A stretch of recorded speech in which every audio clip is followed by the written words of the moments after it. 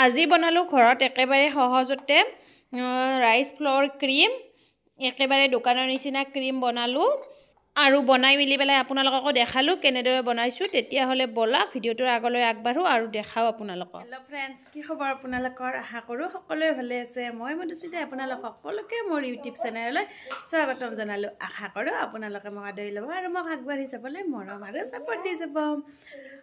আজি মই বনাম বুলি ভাবিছোঁ এটা ক্ৰীম ঘৰতে, চাউলৰ গুড়িৰে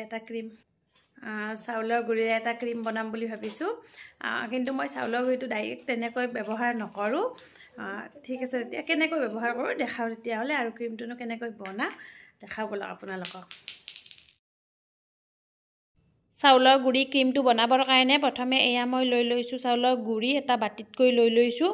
ইয়াত মই ডাঙৰ চামুচেৰে 3 চামুচ চাউলৰ গুড়ি দি দিছোঁ। দি পেলাই এতিয়া মই ইয়াত পানী ঢালি দিম। এতিয়া মই ইয়াত পানী দি দিছোঁ। দি পেলাই এইখিনি ভালদৰে ঘুটি ল'ব লাগিব। ভালদৰে কিছু সময় এইখিনি ভালদৰে মিক্স কৰি ল'ব লাগিব। একেবাৰে ভালদৰে মিক্স হোৱালৈকে এইখিনি ঘুটি থাকিব লাগিব।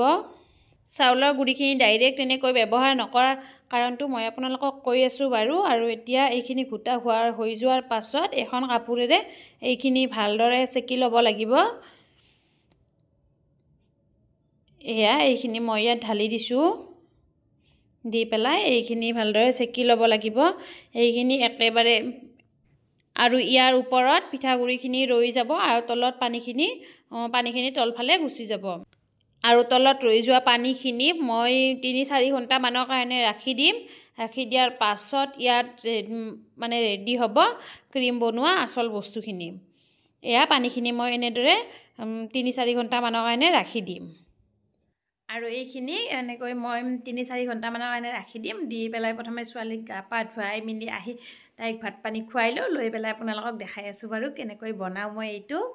চাই থাকক তেতিয়াহ'লে।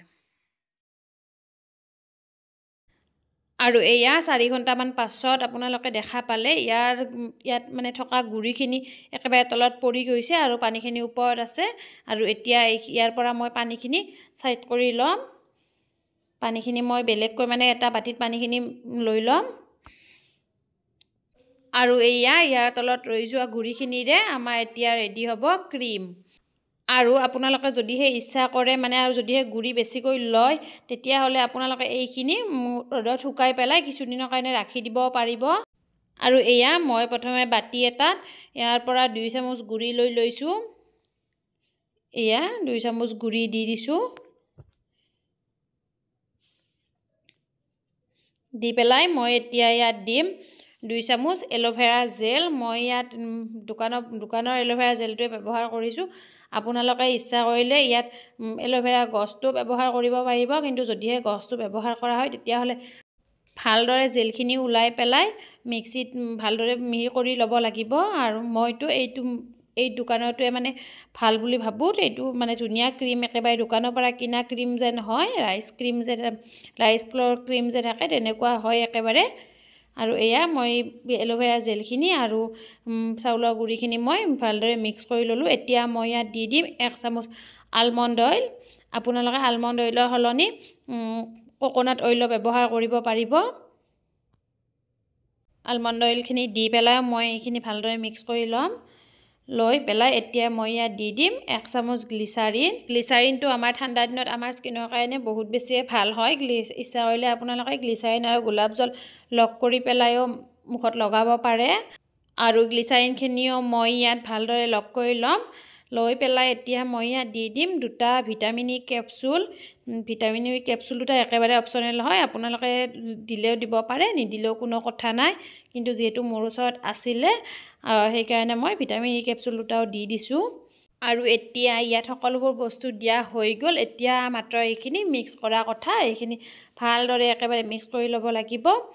তেতিয়া এইখিনি এনেদৰে সকলোখিনি বস্তু লগ কৰাৰ পাছত এইখিনি একেবাৰে ধুনীয়া ক্ৰীম, একেবাৰে দোকানৰ পৰা কিনা ৰাইচ ফ্ল'ৰ ক্ৰীমৰ নিচিনা হৈছে দেখাত। হৈছে নহয়, ইয়াৰ মানে ৰিজাল্টটো তেনেকুৱা বহুত বেছি ভাল।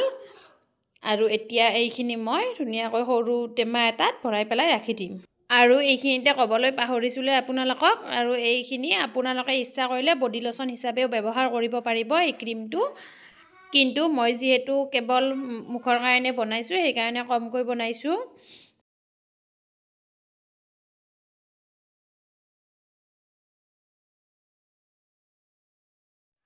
আৰু এয়া একেবাৰে ক্ৰীমটো বনাই মেলি পেলাই আপোনালোকক লগ পালোঁ।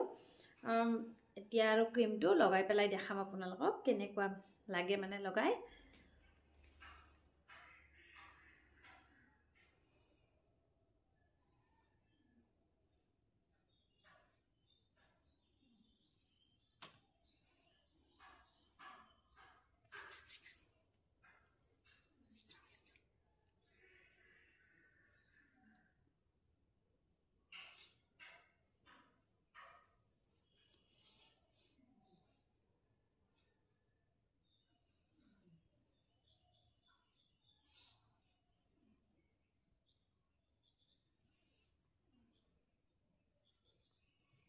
এয়া মোৰ দেখা পালে আপোনালোকে, মই চাউলৰ গুড়িৰ ক্ৰীমটো লগালোঁ আৰু লগাই আপোনালোকক দেখালোঁ। বহুত বেছি ভাল হয়। আৰু এনেও চাউলৰ গুড়ি আমাৰ স্কিনৰ কাৰণে ভালে হয়। চাউলৰ গুড়ি লগালে আমাৰ স্কিনখন বহুত বেছি মানে দেখিবলৈ ধুনীয়া হয় আৰু ভাল হয়, স্কিনৰ কাৰণে উপকাৰীও হয়।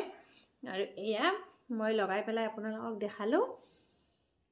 আপোনালোকেও বনাই লগাই চাবচোন কেনেকুৱা পায়। আৰু এয়া মই বহুত দিনৰ পৰা এই ক্ৰীমটো ব্যৱহাৰ কৰিয়ে আছোঁ, কিন্তু মই বহুত বেছি ভাল ৰিজাল্ট পাইছোঁ।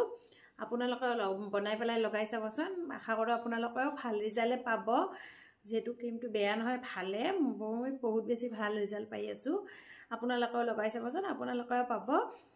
ঠিক আছে, তেতিয়াহ'লে আজিলৈ আহোঁ। তেতিয়াহ'লে ভিডিঅ'টো চোৱাৰ বাবে বহুত বহুত ধন্যবাদ। যদিহে ভিডিঅ'টো ভাল লাগিছে লাইক কৰিব, শ্বেয়াৰ কৰিব আৰু মোৰ চেনেলটো ছাবস্ক্ৰাইব কৰিবলৈ নাপাহৰিব।